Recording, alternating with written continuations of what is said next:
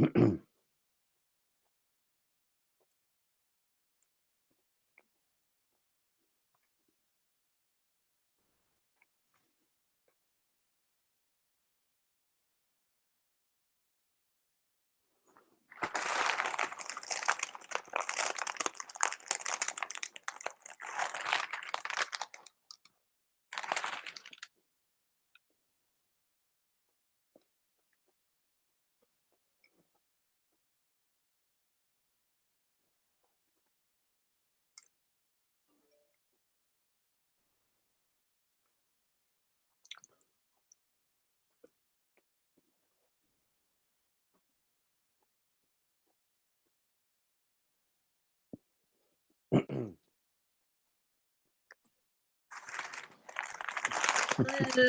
Good morning.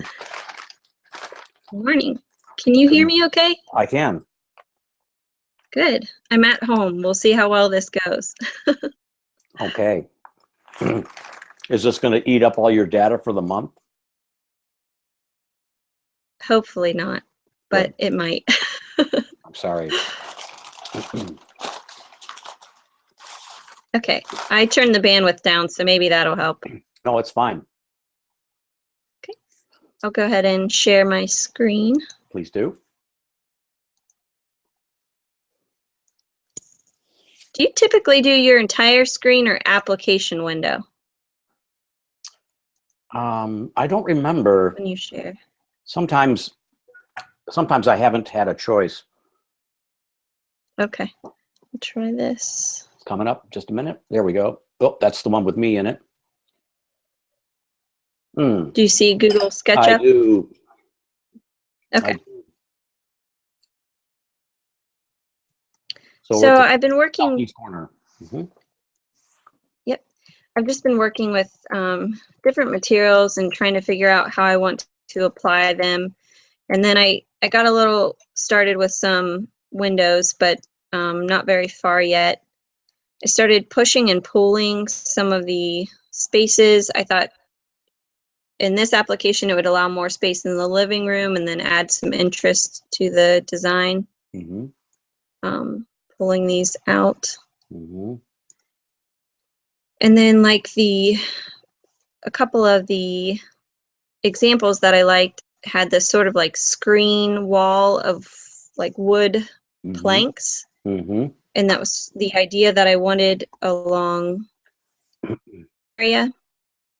I would have to actually model them individually, but just to get the idea, I'm showing it with more of a transparent wood. And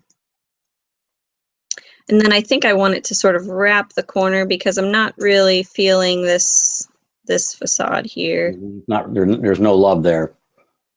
Yeah.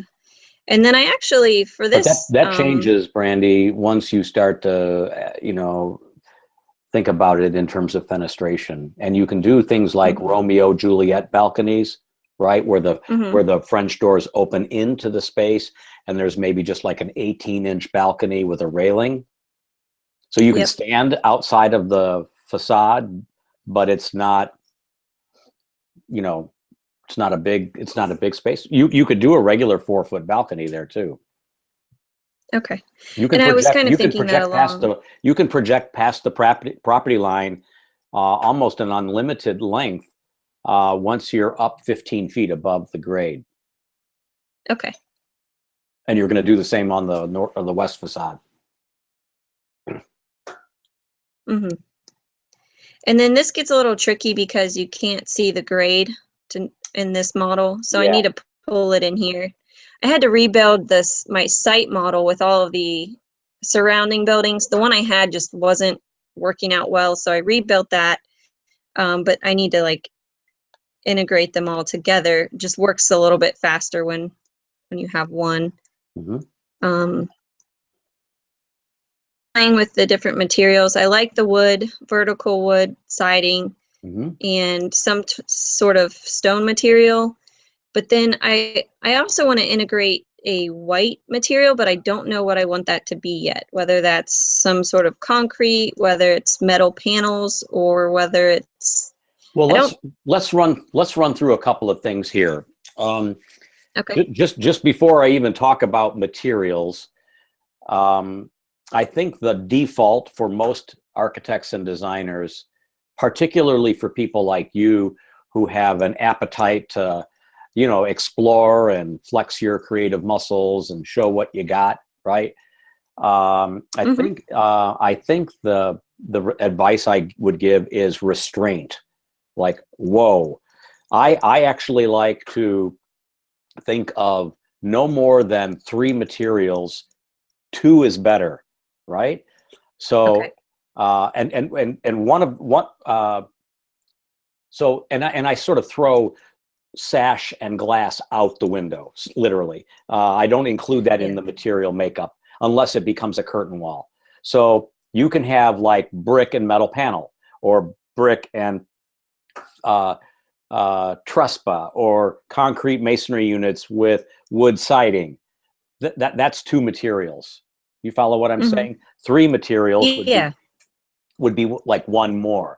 Now that's the ambition that I impose or suggest on people that I work with, because within like wood siding, you can do horizontal, diagonal, and vertical. You can create texture within 1 material choice. That's where I try to let you flex your muscles. You can also just like let's say you go with metal panel, like corrugated metal panel. You can do black and white, right? So you've completely changed the Right. aesthetic sensibility. What I think you need to do is take that advice in mind, for one thing, and then think about this question.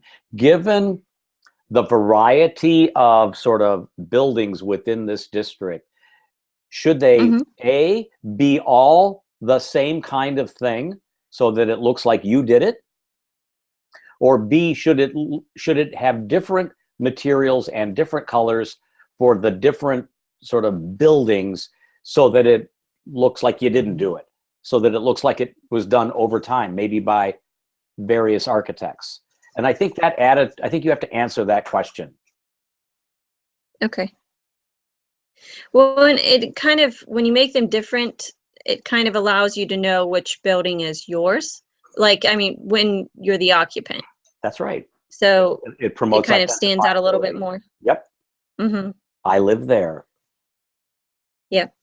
I live in the brick building, or I live in the wood building, or I live in the black and white something like building, that. or I live in the white building with the concrete base, or whatever it is. And then I'm really struggling with this facade. I just don't know what I want to do with it yet. I think I am going to start pushing and pulling, maybe the second floor, maybe that extends out Yeah. onto above the sidewalk. I think that would allow some interest I think this is an easy one, into the actually. facade. Yeah. I think this is the one that is kind of your coat and tie, right? This is the one that this is the dress with the pearls, right? This is the one that is frontal and is the face of the development. And what I'd like to suggest is that you can use some of the same elements throughout the development here. If you want to close this session and open up your browser for a second.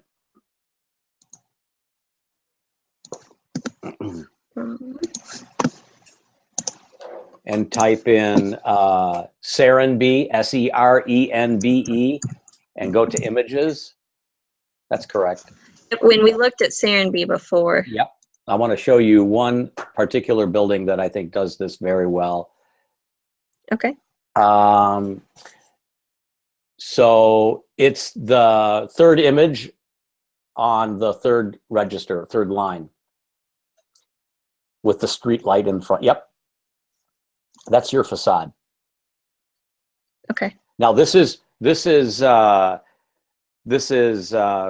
clearly very traditional, this architecture, but it is exemplary of what I just said. It uses balconies, right? It uses a way to shade and cover that balcony, and yet promotes the ground plane. That balcony could occur at the 3rd floor, for example, It just depends on how you want to deploy it. Now I want you to look at, if you go to the one row up to the, oops, Sorry. to where it has Serenbe written in it, like the 5th image. It has all the stuff out in front. One more down. Oh, I see it. Yeah. That's kind of the same facade. So your facade is like 2 widths of that masonry building. So you could treat instead of like one balcony, you could treat it as 2 separate balconies. That's how I'd like you to think about it. Okay. Now the Yeah, other, I like that, and I think it will not. it won't appear so bland. Yeah, and it won't sort of stick out like a sore thumb on the existing traditional style architecture. High Of the street block. facade. Yep. I think what you need to do, Brandy, is start just spend the morning dropping in the windows throughout And the I like development. this sort of linear style windows. I was thinking of doing more like, first I thought of doing verticals, but then I thought, okay, maybe the horizontal is better. It adds, more sight line, I guess, from the interior. But I think that's the style I was planning on going with, was some sort of linear style window. Well, let me say it. Let me react to that by saying I need you to be more precise. I would look at windows in terms of the vocabulary of like a portrait, right? Which is a human thing. Landscape or portrait, like horizontal or vertical. And I am of the opinion, this is what you pay for sometimes, my opinion. I look at portrait windows. I look at windows as a vertical thing. You can make a horizontal expression out of several portrait windows, right? But a portrait window is more human because you can see more of the human figure in the window. If you have a horizontal ribbon window, like in an office building, you only see us from like the waist up. And I just feel like in a development that is to sort of work with the context, and for a development that is residential, it should have, in my opinion, more portrait styled windows. But like you've got in that first brown mass, you've got 3 portraits next to one another. And that gives it a horizontal expression, which may be the vibe you're going for in the development, but individually the proportion and the finer grain of the development is vertical. Yep. Okay. I also like the idea of some of these, particularly maybe not this side, but on the public side, on that other street side, where maybe windows come to the corner and open up a corner. So that's a possibility. I thought about that too, but then I was thinking about expense, and I thought, okay, is that something that adds expense to the cost? Yeah, I'm not sure that it would. I'm not sure that I would, evaluate you on the degree to which this is expensive or not. If we can, if you can rotate around and let me look at that stair that's looking at us right now, I'd like to see you slide that stair to the north by about 5 feet, so that there's a landing at the bottom. Okay, before they go into the courtyard. Yep.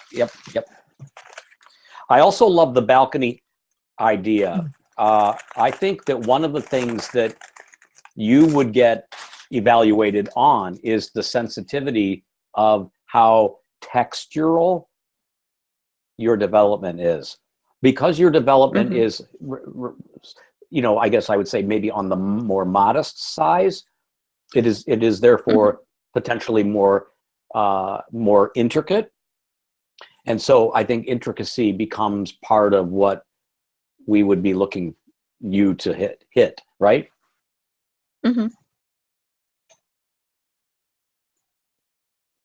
Okay. I like that idea. I think I have it open. like this sort of screening. I kind of want to see if I can use it somewhere else too. Yeah. I think it's a nice way of allowing light into a space, but also adding privacy. Right. You know, we did the same thing with when we were working with Beth Whitaker. Her work tends to have that textural quality, and she just uses a series of vertical wood pickets. She may not take it up all the way to the top of that wall. She may only do it like 4 feet, but it's kind of a neat effect. The last thing as we talk about you sort of getting into the windows and doors, I don't know what the dimensional sort of relationship of everything is, but I would suggest that all doors and all windows have a consistent 8-foot above finished floor datum line. Okay. So that windows don't run higher than doors unless there's a transom above them. But doors and windows all have the same, what we call, right, head height. Yep. Okay. Garage doors are different. But like I'm looking at the archway from the stairway into that realm, and then I'm looking at the window to the right, and I'm looking at the door to the left, right? And none in the other development, and none of those are in the same line. Okay. Right? Yeah, I see. Right. That makes sense. So windows first, and then start to compose them, and then start to compose the materials. Okay. Maybe I went backwards. Again, not everything is linear in a process like this, right? Everything is you're at that moment now where you're thinking about things simultaneously, which is honestly spot on. Yeah. Okay. And I was with the plans too. I guess when I kept saying I wanted to get the plans worked out, it was more of entrances into each space, and then can each room placed where it would have a window, access to lighting. It was just like that concept with the sloping site. I thought I need to get this sort of worked out to make sure it all makes sense, and I don't just create this form and then nothing really fits into it. Yeah. Cool. What else do we need to go over? Trying to think of any comments. I think my comments were all pretty good. Just really moving forward with the exterior and developing. Oh, you know what? The courtyard more. I just remembered. We missed our desk crit last week, right? Which is why we're here today. Right. So let me. So I've been talking to everyone about their grade sheet. So I just pulled yours up. So Brandy, you made the jump. Why don't you go ahead and close your SketchUp model? You went up to that next tier, right? Right. And I'm delighted about that. In fact, you got you probably could have gotten a higher mark, to be honest with you, in this particular benchmark. I guess I'd have maybe some reservation about seeing a student jump from a B+ to an A in like a 4-week session, but you made a very, very significant jump. And I hope that you're energized by that. I hope that you're taking stock of that in terms of how this is trending, how this semester for you is trending. And so, so I want you to feel good about that, right? I do. Thank you. Good. I'm just reading everything.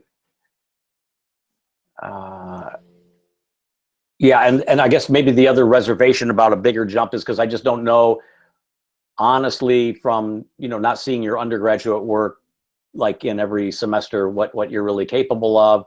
But I really think that I see good things coming from you for the next month. And my God, it's already April, and I know. I see this as a really strong project that is clearly embedded in the missing middle theory, and so that's why I'm really embracing your project. Mhm. Just so take a look at what I wrote. And like I said, the narrower focus and the smaller, more modest sort of site creates opportunities for you. It allows you to get deeper into the architecture. And that's sort of what I'm talking about in terms of that finer grain, talking about proportion, talking about material, talking about color, talking about texture. Mhm. Let's see.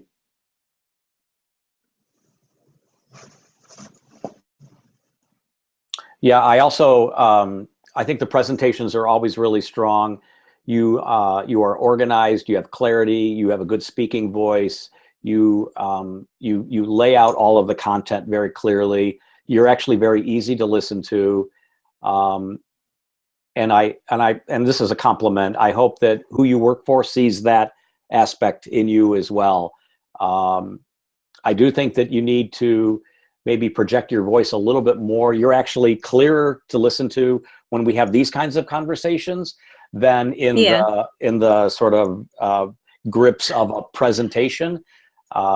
If you're able to be here in later this month for the review, I think Mhm. physically having you present will give you more confidence. I think the Yeah. online thing, while it's really Maybe. wonderful, it does filter things out. It does impede the sort of transfer of energy and spirit and all of those things. And then I don't know if you've listened to your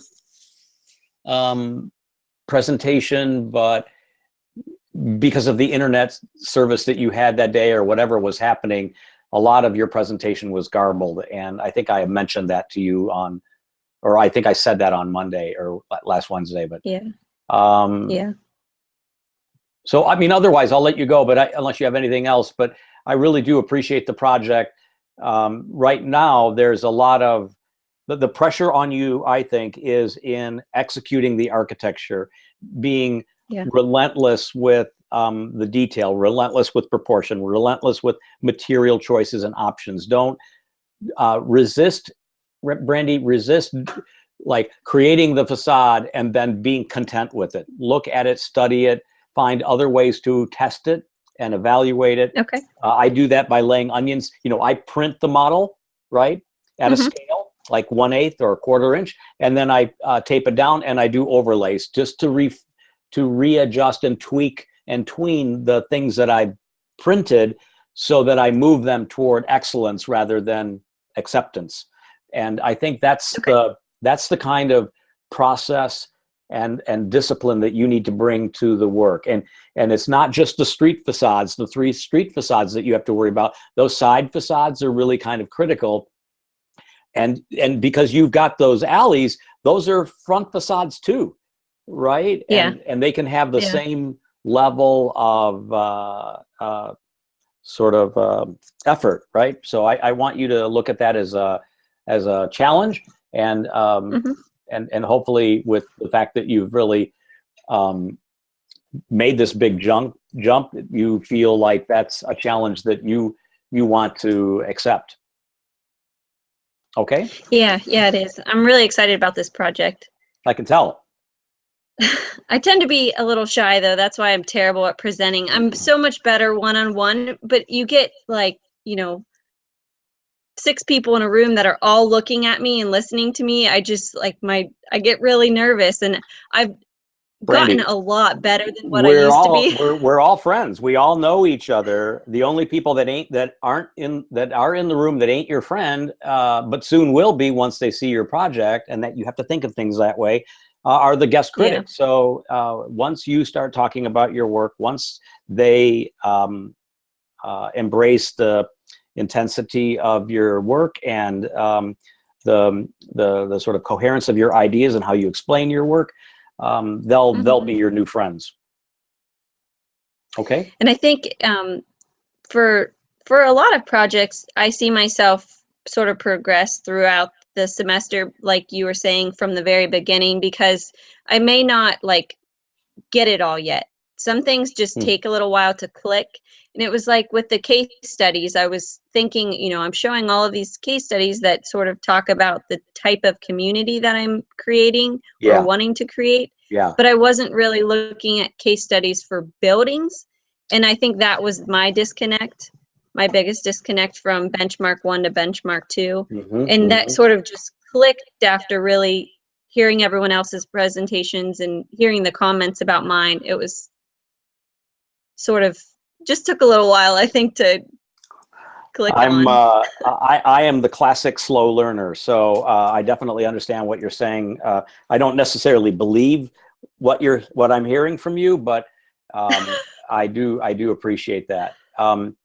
So you have some time, I hope, this weekend to maybe focus on this discussion, and I know that Monday is pretty close, but I'd really like to see a bigger push this weekend so that when we meet, because we typically meet on Monday, I'd like to see some application of what we've just talked about. All right, cool. All right. Thanks for coming by. Thank you. See you later. Bye. Bye-bye. See ya.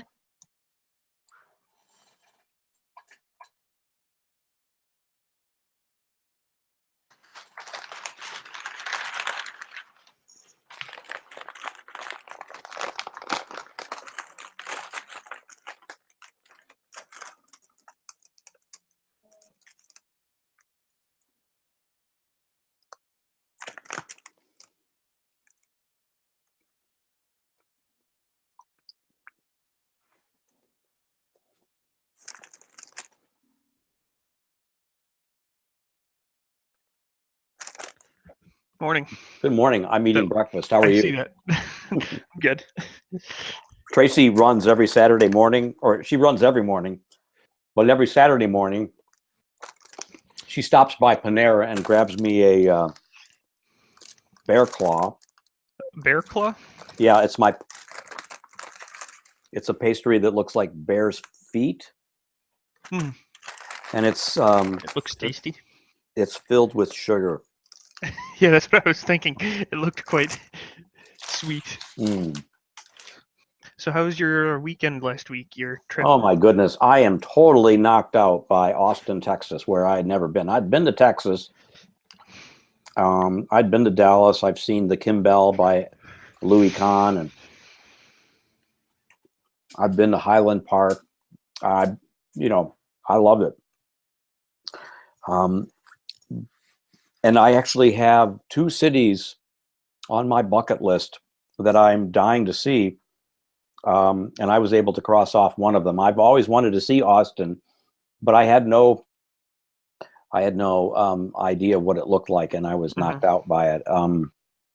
It is one of the most vibrant cities I've ever come through in the States. I can't believe how many people walk that community, and there is so much to see and do there. Plus, it's just a major rock and roll and country music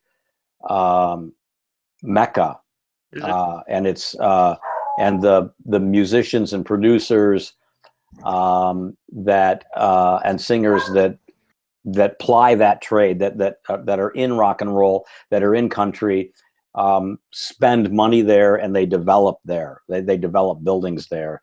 So there's a real interest in development. There's a real interest in hipness. It's a real youthful community.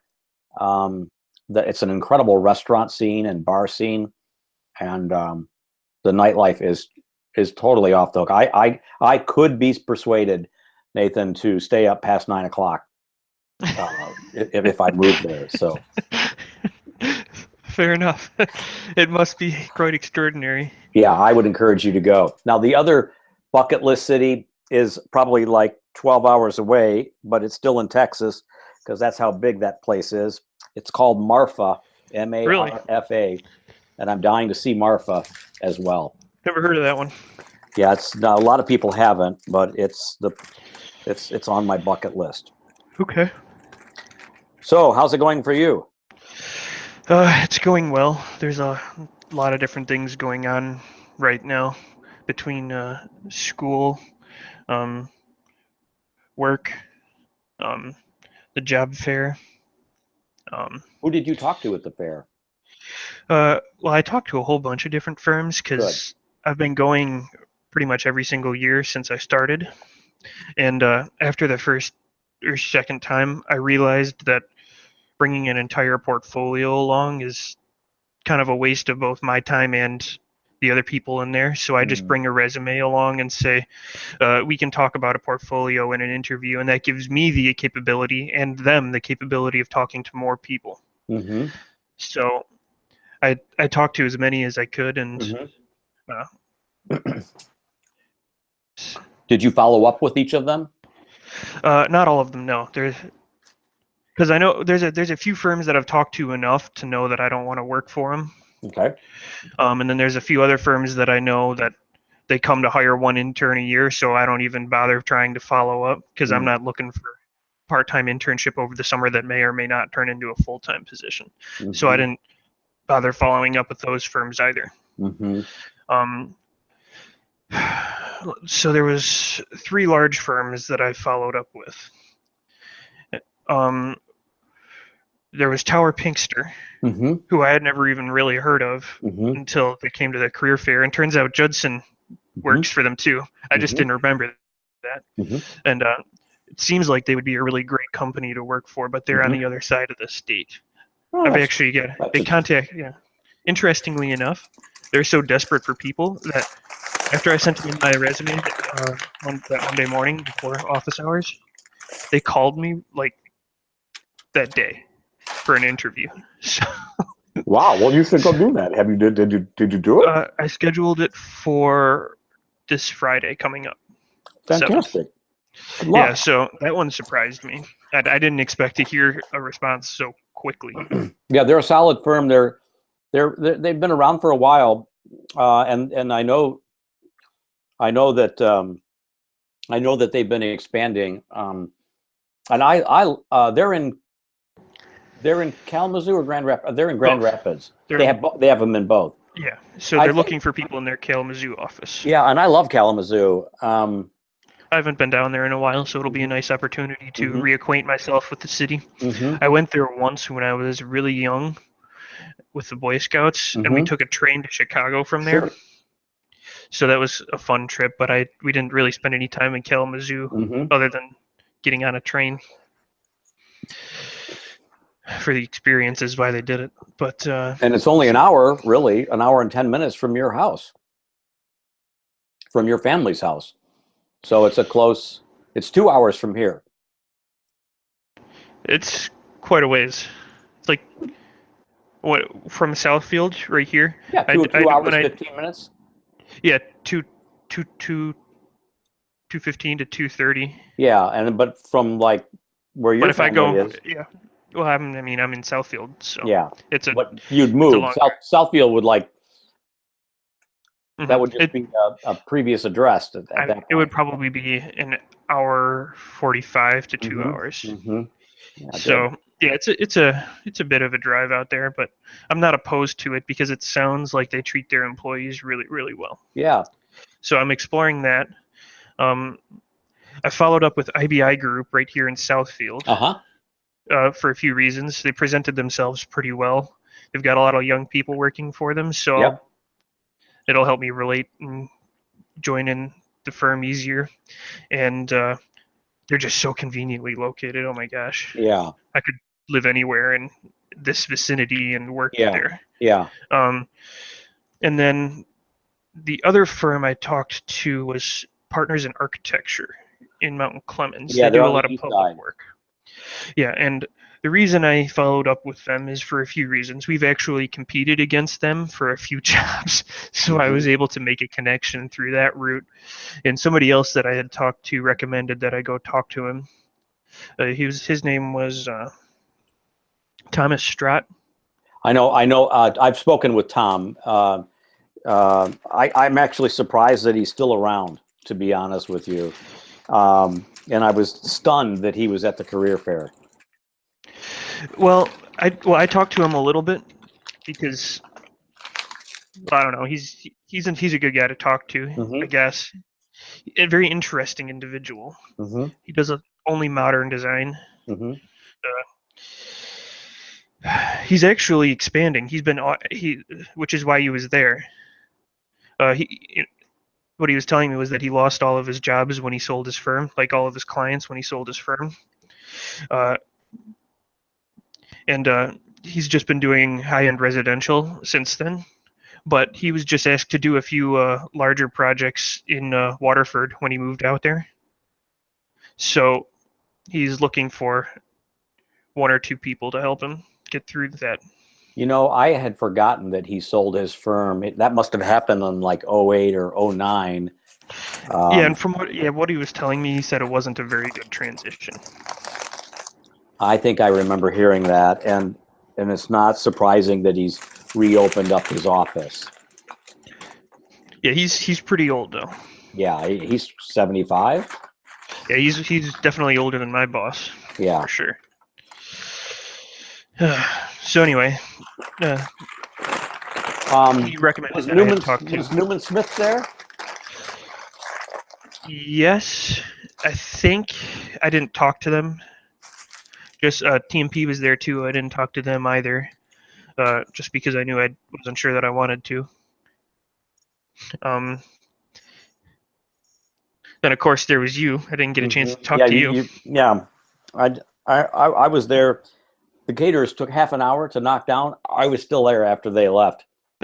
It looked like you were going to be there talking to students and then until like the 4 or 5, and I didn't last want three groups, the people came to me in twos, so I talked to them simultaneously. Individually, yeah, or separate together, even though they were. I guess that's good. That's better. Yeah, I just didn't want to get in the way of that. Oh my goodness! I was like, "What is going on? Why?" You know, like the tables were getting knocked down. You should have brought somebody else with you. Oh my god! I usually do, and I was going to bring Amy Baker, who usually helps me. Yeah, but even she has to leave at some point because of her family. She's a mom of two, and like every other day, she has to be the one out the door. Mm-hmm. So, but she was unable to do it this year because of a schedule problem for a project. So rather than bugging Ramika or somebody like that, I just said, well, I'll do it. And you were totally overwhelmed for the entire time. Yeah, I actually started off really slow. I didn't have anybody come up for like 10, 15 minutes, and then I walked in about 10 minutes in, and you had people there pretty consistently after that. I was hanging around to just say hi at the very least. Yeah, no, I saw that. I saw that you were getting pushed out of the line too, and I thought, well, I kept getting distracted through conversation, or somebody else opened up next to you, and then I met somebody else that I hadn't seen in a while, and then the funniest thing about the conversations, and this happened maybe the second or third person in, is that there was a guy working for an office, and he sent his wife to speak with me.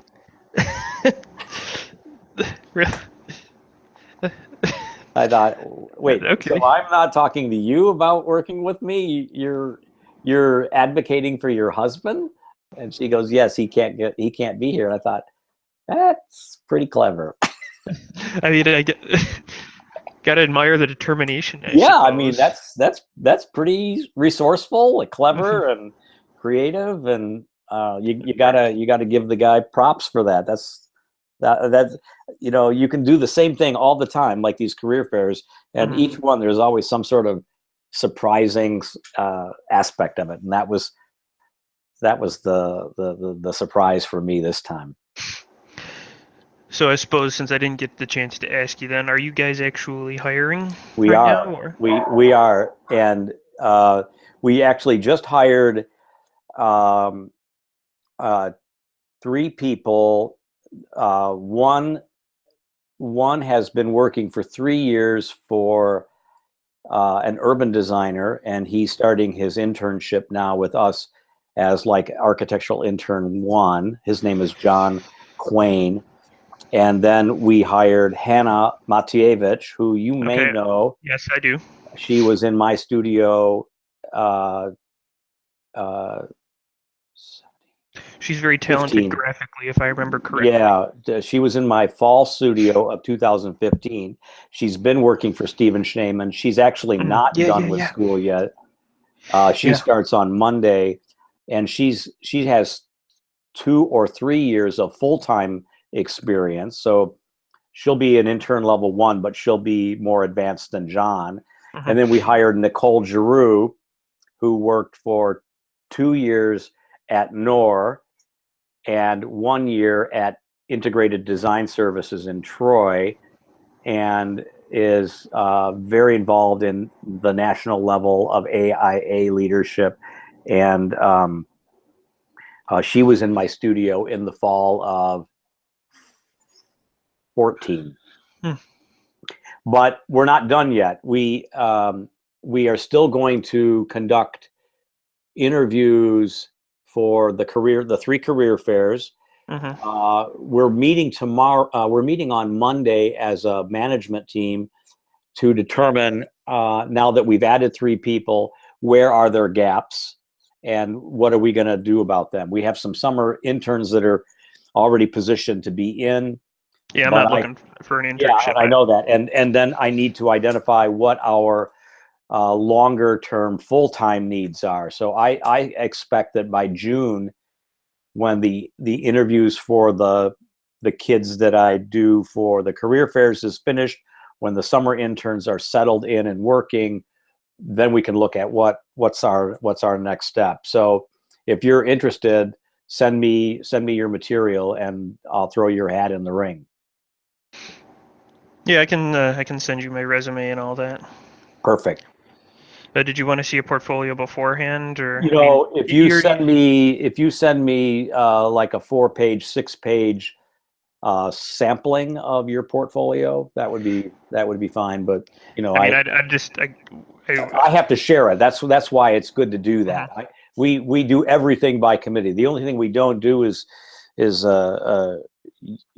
the bathroom together and drink coffee together. But even then, we're always holding coffee and drinking it together. So I mean, we do everything collaboratively at the office. So when I send out an interview date or invitation through Outlook, there's usually 3 or 4 other people in that interview that have looked at your portfolio, and the same thing. When we've had somebody in, then I do the straw poll to see what everyone's sense was of that prospect, how they interviewed, how did their work look, do you think that they would fit into our Hamilton Anderson culture, on and on and on, and they give me this sort of thumbs up kind of thing. Yeah, I've got to think about that a little bit, because all of the interviews that I've scheduled so far, I did so without having a portfolio shown at all, because I haven't put one together in the slightest yet. Yeah. So I can figure out what jobs I like, what I want to include schoolwork wise. Have you had the practice portfolio class yet? No, I pushed it back into the summer because I was dealing with so much other stuff this semester. Yeah. And then all the work that I've done at JSN, I just went through it and pulled out all the jobs that I worked on most exclusively. And I had to pick and choose through there too, because I've done over 200 jobs already. I'll bet. We pushed through so many small jobs so quickly. Like, honestly, sometimes I can get through a job in 2 or 3 days. Well, I'll tell you something. That would be very appealing to me. I just had to pick and choose a few. Some of the better commercial jobs. Let me help guide you on that. I'm interested in cafes, restaurants, small jobs that are cafes. I can definitely show you the Ferndale job we're working on for the food truck. And that would be a good one. And then I would include office spaces, that sort of thing. Any mixed-use buildings, single-family residences, not so much, because we don't do those. And any sort of rework Multifamily or work, yeah, development. any historic preservation work or any existing buildings that you've repurposed. The Alger Theater in Storefronts. Detroit. Yeah, all storefronts, anything like that. Anything in Detroit, that would be good too. Mm-hmm. Okay. Cool. I can think of a couple things. Okay. Do we need to go over anything today? I mean, independent study-wise, Yeah. Like I can tell you and show you what I have been doing. Okay. I think last time we talked, I had gotten through everything except the mixed-use building. Is that correct? Right. Yeah. Screen share.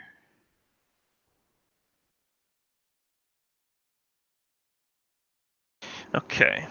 So, last time we had looked at this building was not performing very well. It was in the negative. It was in the red. Yeah. So, what I found was that adding more units wasn't really making it that much more effective in terms of its cost right now. So I increased the amount of rentable square footage without making it go too tall. So it's basically a 2.5 story right now. Mm-hmm. So I increased the number of units by, what did I have? I had 4 originally. I think so. So I'm up to, 8 now? 1, 2, 3, 4, 5, 6, 7, 8. Yeah, 8 units, and then 2 commercial spaces. And I took a little bit of design inspiration from Nico Tulia's project a little bit from your the competition. Yeah, I took a little bit of design inspiration from that, but not too much. Just to how to do a traditional wood frame design and make it clear what's commercial and what's not. Yeah. So I set back the residential entrance from the commercial entrance. I put the canopies are over it. Some sort of canopy up front. The windows are bigger and mulled together. Yeah, and then to keep the building height from getting too large and out of scale, I, instead of putting a full 3rd story, I set it back and only put 2 up there. Yeah, and you do gables to give light to it. Yeah, and so design-wise, I think this is pretty good. Cost-wise, it's still not great.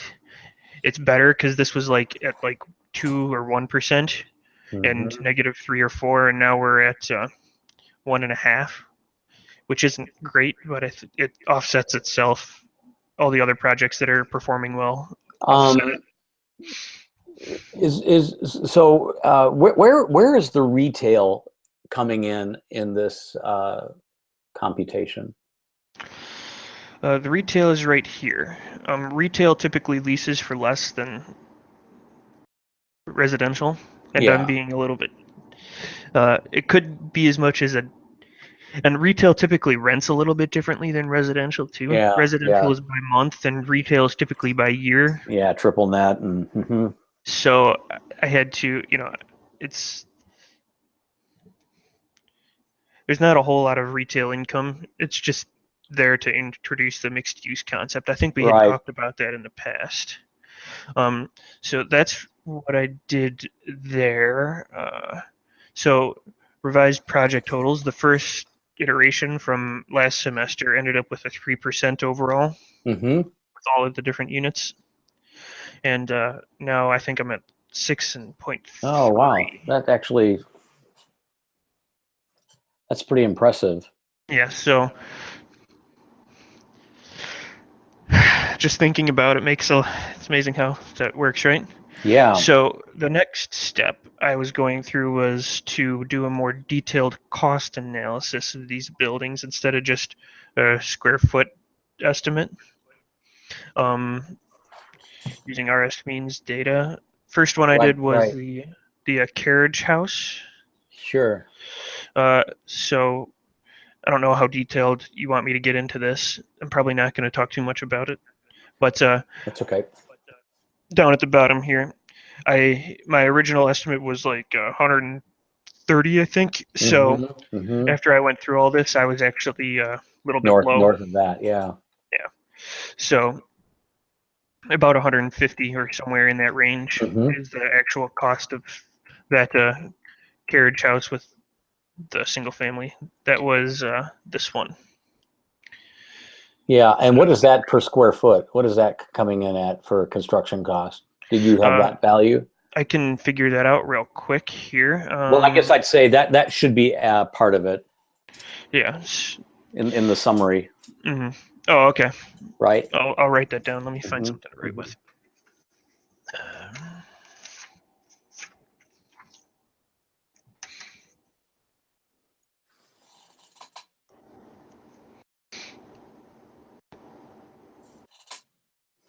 Okay. Yes. So that's what 1120 square feet. 150,000. Okay, so I wasn't that far off. Yeah, 134 versus that's not 103. bad. That's not bad. So, okay. That was that project. Uh-huh. The triplex was the next one. And I actually came in a lot lower than my estimate on this one. I'm not sure how or why. I don't think I missed anything. I had double checked it 2 or 3 times now. So I'm coming in at somewhere between 435 and 478K. Uh-huh. And my construction cost for that one was or a little bit higher than that because hard and soft costs are. Right. Yeah. Actually, so I guess I wasn't that far off. Right. So that one was right there too. And what is this coming in at? Oh shoot, where was it? 435, maybe 450, just as a Yeah, simple number. 450. So total square footage. What was the total square footage? 3610. I think so. 3610. No. Yeah. Yeah, 3610 square footage. All right.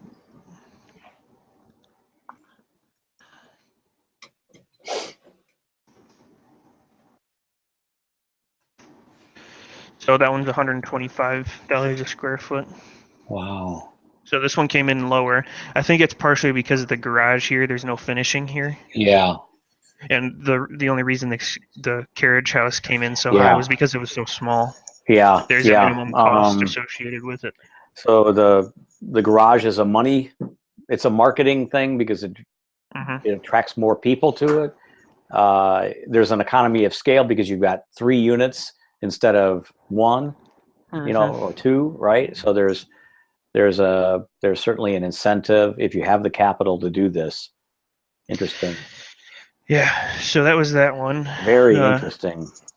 I'm working on the 6-plex right now. I have not finished it. Get through the framing because it takes me 2 to 3 to 4 hours depending on the size of the building to go through this. Yeah. This one will be. This one would be big, yeah. This one would be bigger and more expensive. I think what did I have for this one? This one was 664 at the end, 532 construction. Yeah. But this doesn't have garages, so no. This one will be a pretty accurate. This will be more like the carriage house. It'll be more of a premium build out. Yeah. So that's that, and then I'm just going to go through that with all of these. Okay. The row houses will go really quick because I just do one of them and copy it. Yep. So 7 times. So if we meet next week, you'll probably have the rest of these done, or almost all of them done. I'll do my best to. I'm just trying to look ahead. Okay, so whatever you have next week is great. I'm not like trying to press you. Yeah, that's good. So that's a good idea. And I'm open next week for a conversation in the morning, so that works out nice. All right. Let's open that up here. My independent schedule. I'm actually open the 15th as well. Okay, so what week are we on here? We're on first day of April. When's the last day of the year? So I have my reviews on the 28th, so I cannot meet that day. Oh yeah, the 28th is a Friday. Or I mean, I have my reviews on the 29th. Oh, okay. That's what I meant to say. And then finals week is the first week of May, right? That's what it usually is. Yeah, I'm not really sure, but anyways. So I've got 3 or 4 weeks. Okay. That's all I'm trying to get at. You need to be alert to where you are relative to the time we have left.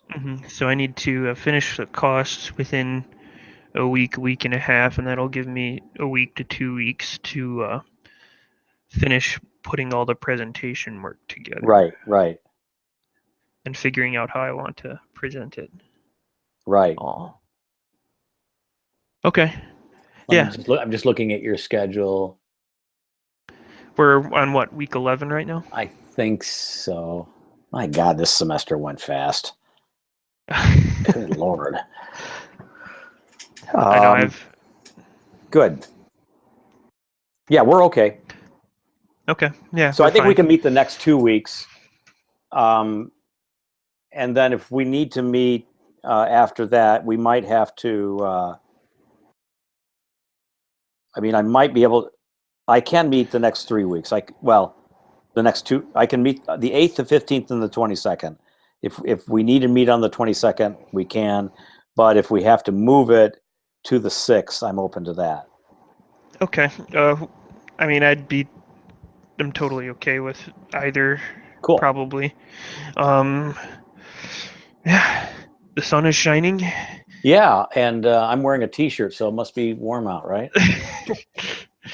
I think one of the things on my list of things to do before these interviews was to go out and take some pictures of the projects that I had finished. Yeah, that would be nice, and this would be a good day to do it. Always try to take them in flattering light, and we get some blue sky.